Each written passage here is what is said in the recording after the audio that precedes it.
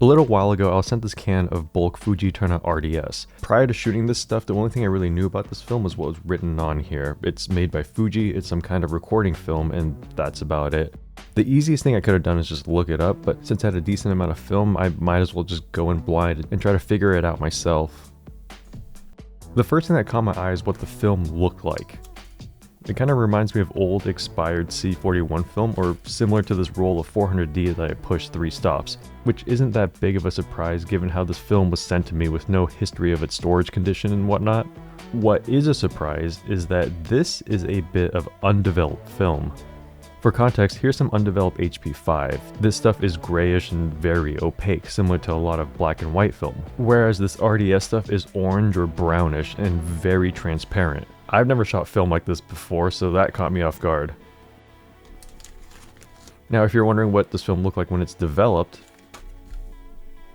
it looks pretty standard. Now, when it came time to actually shooting this film, the first thing I needed to figure out is what film speed is this? So I ran a few tests. So for these 2 strips, I bracketed starting at EI 100 to 1.5, and I stand developed it in Rodinal 1 to 100. Just eyeballing the negatives, it seems like somewhere around EI 12 to 25 had the best looking density. So I shot an entire roll at EI 12, and this is what it looks like.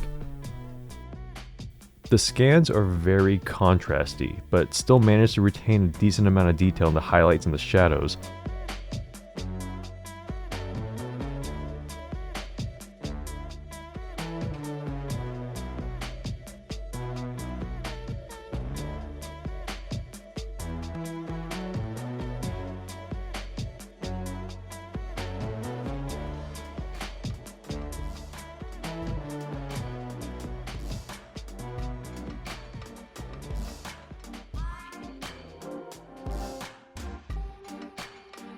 The big thing I noticed is that this grain is smooth.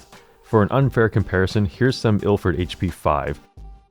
I know it's not fair, but I think it's a pretty good baseline because I feel like most people would be more familiar with this kind of grain.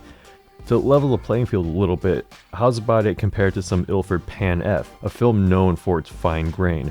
And even then, it's not really any comparison. The only film I've shot that matches well would be some ADOC CMS.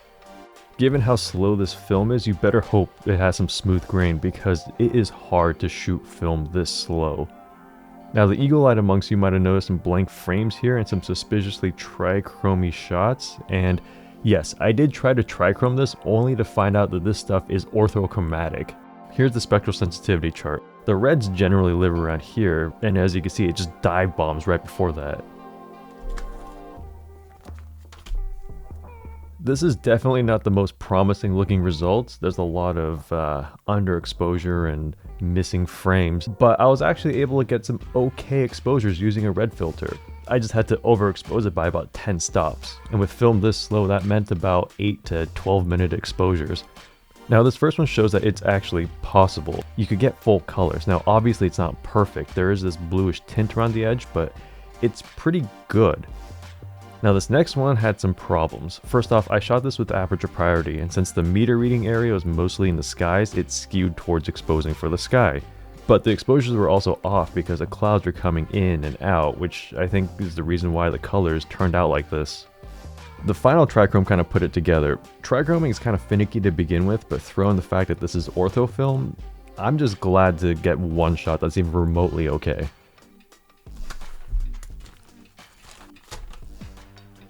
Anyway, going back to this, I wanted to try a different developer, and in this case Ilford DD-X, but I couldn't find any times for it. So I shot a test strip and I just YOLO developed it. I chose 1 to 4 for 10 minutes, and I think it actually turned out okay.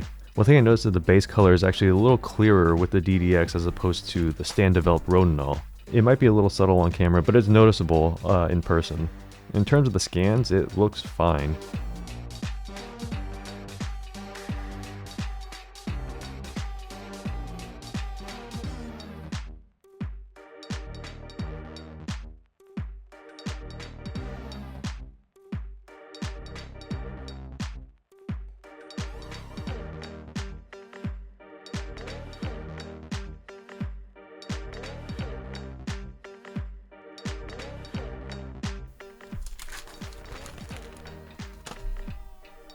Now, one last thing I want to briefly touch on is with this film being so slow, I wanted to know if I could push it to make it more usable. So I decided to overcook it to see how it responds, and the answer is no.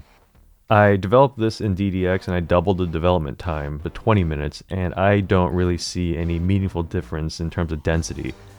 These two frames are shot at 25 and they pretty much look exactly the same. Maybe I'm doing something wrong, probably, but you know, whatever. Anyway, overall, this is some pretty cool stuff. Thanks, Joel, for sending this to me. Shooting it normally gets you pretty cool looking results, even though it's a real pain to shoot. It's freakishly slow, and this film also looks like a freak, but if you get a chance to shoot this stuff, I'd say give it a go.